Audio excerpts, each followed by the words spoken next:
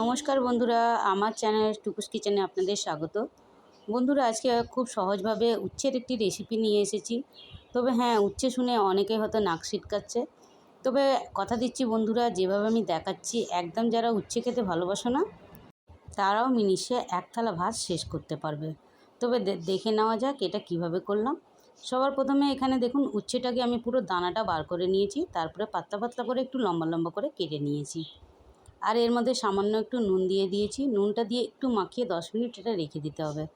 তাতে কি হবে যে উচ্ছেটা একটু তেতো ভাবটা কমে যাবে। অনেকে তেতোর কারণেও উচ্ছেটা কিন্তু খেতে চায় না।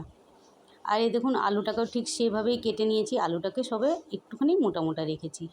আর এখানে সাদা কালো সর্ষে, কিছু কাঁচা লঙ্কা দিয়ে আমি একটু জলে ভিজিয়ে রেখে দিয়েছি। কারণ ওটা আমি শিলে বাটবো না, আমি মিক্সিতেই বাটবো, তাই জন্য ওটা ভিজিয়ে রেখেছি। তারপরে এখানে 5 ফোড়ন দিয়েছি সর্ষের তেলের মধ্যে। সর্ষের তেল দিয়ে করছি, খুব ভালো লাগে খেতে। সর্ষের তেল দিয়ে আগে আলুগুলোকে একটু ভেজে নেব। তবে আলুগুলোকে খুব বেশি লাল করব না। আর আলু ভাজার সময় একটু নুন আর হলুদ দিয়ে দিচ্ছি। 1-2 মিনিট এটা ভাজার পরে আঁচটাকে একটু বাড়িয়েই রেখেছি। এভাবে করে একটুখানি ভাজা হয়ে আসলে তারপরে আমি দিয়ে দিচ্ছি এর মধ্যে একটু উচ্ছেগুলো যেহেতু নুন মাখিয়ে রেখেছিলাম, সেই জন্য একটু হাত দিয়ে চেপে চেপে এটাকে দিতে হবে। আর যে জলটা থাকে সেটাকে ফেলে দিতে হবে। তো উচ্ছের মধ্যে নুন দিয়েছি বলে সেই আন্দাজ করেই নুনটা দিতে হবে। এবার উচ্ছে আর আলু একসঙ্গে এটাকে ভাজবো। এই দেখুন, অনেকটা ভাজা ভাজা হয়ে গেছে। তারপরে যে বেটে রেখেছিলাম সর্ষের যে দানা হয়, দানা শুদ্ধ আমি ওটা বেটেছিলাম, কিন্তু একটু জল দিয়ে এটাকে ছেঁকে নিয়েছি।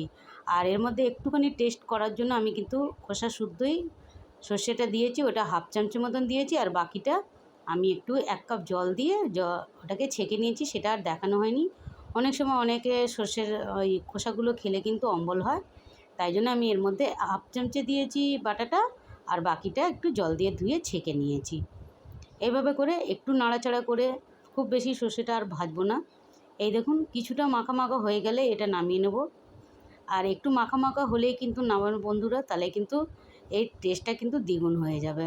তবে রেসিপিটা যদি তোমাদের ভালো লেগে থাকে তো অবশ্যই একটা লাইক দেবে, শেয়ার করবে।